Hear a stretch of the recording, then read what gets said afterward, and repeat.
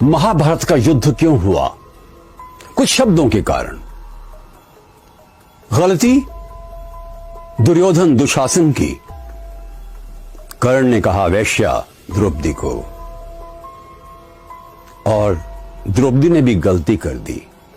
अंधे का बेटा अंधा कह दिया दुर्योधन को, परंतु उसका बड़ा अपमान हुआ भरी सभा में। उसको निर्वस्त्र करने की चेष्टा की गई। वो भूल नहीं सकती थी, बार बार याद दिलाती थी अपने पांचों पतियों को कि तुम्हें बदला लेना है। एक बार तो अर्जुन ने कहा भी कि तुम्हें केवल अपने प्रतिकार की लगी हुई है और हमें युद्ध लड़ना है। युद्ध जीत लिया पांडवों ने। वो रात जबकि अश्वत्थामा ने द्रौपदी के पांचों पुत्रों को और उसके भाइयों को अंधेरे में सोते हुए मार दिया। अनर्थ था ये। पकड़कर उसको लाया गया। कृष्ण ने कहा क्या सजा मिलनी है इसको बताओ द्रौपदी। अर्जुन भी थे, भीम भी थे, सब खड़े हुए थे।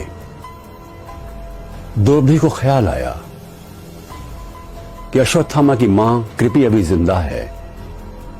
जिस तरह से मुझे अपनी संतान के खोने का दुख हो रहा है, अश्वत्थामा की यदि मृत्यु हो जाए तो कृपी को दुख होगा। और ये तो गुरुपुत्र है। अर्जुन भी ये कह रहे हैं, वास्तव में सत्य भी है। कृष्ण इसके बंधन खोल दो। कृष्ण ने अर्जुन से कहा इसकी मणि निकाल लो, और निकाल ली गई। किंतु द्रौपदी ने क्षमा कर दिया। जिस द्रौपदी पर यह इल्जाम लगता है कि वो अपने प्रतिकार के लिए, युद्ध के लिए उत्तरदायी है, वो द्रौपदी इतनी विशाल हृदय की बनी, ये तो हमें सोचना ही पड़ेगा उसके व्यक्तित्व के बारे में। वो कितनी महान थी। रावण के दरबार में जब अंगद पहुंचते हैं और कहते हैं कि सीता माता को लौटा दो रावण राज, मेरे स्वामी तुम्हें क्षमा कर देंगे, हंसते हुए कहता है रावण, अट्टहास करते हुए, वो तुम्हारा स्वामी बार बार संधि के प्रस्ताव भेजता है।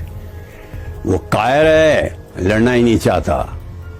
पता है अंगद ने क्या कहा? रावण राज, क्षमतावान ही क्षमा कर सकता है, मेरे स्वामी क्षमतावान है। गौतम बुद्ध जा रहे थे एक नगर से। उन्होंने कई इस प्रकार की विचारों की विकृतियों के विरुद्ध अपनी आवाज उठाई, जिससे कई लोग रुष्ट थे। एक व्यक्ति आया, उसने बुद्ध के चेहरे पर थूक दिया। बुद्ध ने अंगोछे से साफ कर लिया। प्रिय शिष्यानंद ने कहा, भंते मुझे आज्ञा दीजिए, इसको दंडित करो। उसने कहा नहीं, ये कुछ कहना चाहता था, इसने कह दिया। उसने कहा कि ये क्या कहा उसने? उसने कहा उसे कहने का तरीका है, मुझसे रुष्ट है। बुद्ध ने उसको क्षमा कर दिया। दूसरे दिन वो व्यक्ति वापस आता है, कहता है, हे बुद्ध, कल मैंने आपके चेहरे पर थूका और आपने क्रोध भी नहीं किया, क्यों? बुद्ध ने कहा, क्या क्रोध भी मैं तुम्हारे कहने पर करूंगा? उसने पैर पकड़ लिए। बुद्ध ने कहा, बहुत देर हो गई। 15 साल पहले तुम आते तो मेरे चेहरे पर थूकते, मुझे क्रोध आता, तो मेरे पैर पकड़ दे, मुझे अच्छा लगता।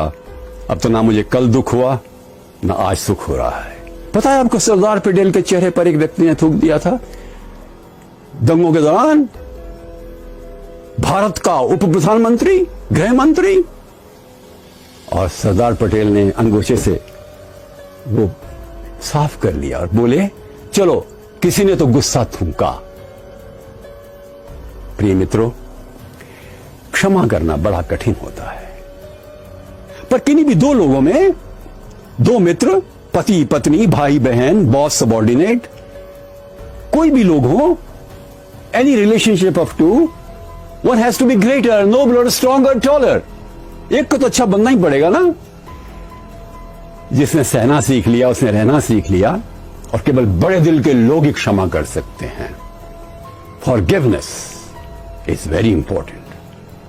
और इस प्रकार से हमें इस फॉरगिवनेस को एक रूप देना चाहिए, हमारी आत्मा की आवाज बनाना चाहिए। अमेरिका में जब मैं पढ़ा रहा था तो मैंने एक पुस्तक ली, फॉरगिव एंड फॉरगेट।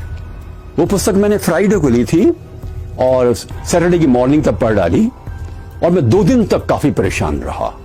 उस किताब को पढ़ने के बाद, वो किताब गजब की थी। उसमें पहला चैप्टर है, अपने मित्रों को क्षमा करो, क्योंकि तुम्हारा साथ दिया उन्होंने, गलती कर दी तो क्या हुआ। अपने शत्रुओं को क्षमा करो, क्योंकि उनके कारण से तुमने स्वस्थ प्रतियोगिता करके अपने आप को आगे बढ़ाया है। वो तुमसे ईर्ष्या करते हैं। अपने बॉस को क्षमा करो, क्योंकि वो तनाव में रहता है। अपने सबॉर्डिनेट्स को क्षमा करो, अधीनस्थों को क्षमा करो, उतने तनाव में वो नहीं रहते। जिम्मेदारियां जो तुम्हारी हैं उसकी नहीं है। अपने कुलीग्स को क्षमा करो, क्योंकि हो सकता है ईर्ष्यावश वो तुमसे द्वेष करते हो। अपने भाई बहनों को क्षमा करो, उनके साथ तो प्यार की जिंदगी गुजारी है, जीवन साथी है वो। क्या हुआ अगर कभी कुछ कह दिया तो। पर अगले 3 अध्याय काफी कठिन थे पढ़ने में।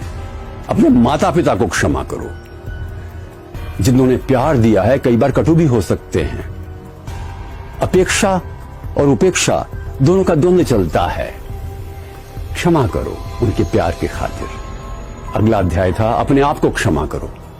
तुमने भी कई गलतियां की हुई हैं, क्या गलतियों का पूरा गट्ठर उठाकर चलते रहोगे? Forgive yourself, liberate yourself from the burden of guilt. पर आखिरी चैप्टर चुनौतीपूर्ण था।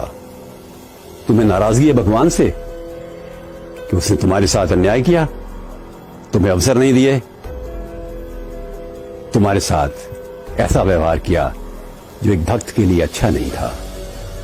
उसे भी क्षमा कर दो। My God, me for giving my God, my mentor, my master, my inspirer.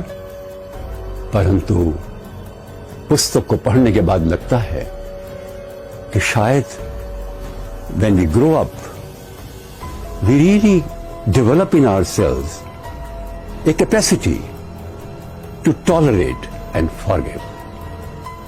ऐसा होना ही चाहिए। हम आगे बढ़ते हैं तो ऊंचे उठना चाहिए। सिर्फ ग्रोइंग ओल्ड नहीं, ग्रोइंग अप होना चाहिए। और उसका सबसे बड़ा प्रमाण है क्षमा की शक्ति। नमस्कार।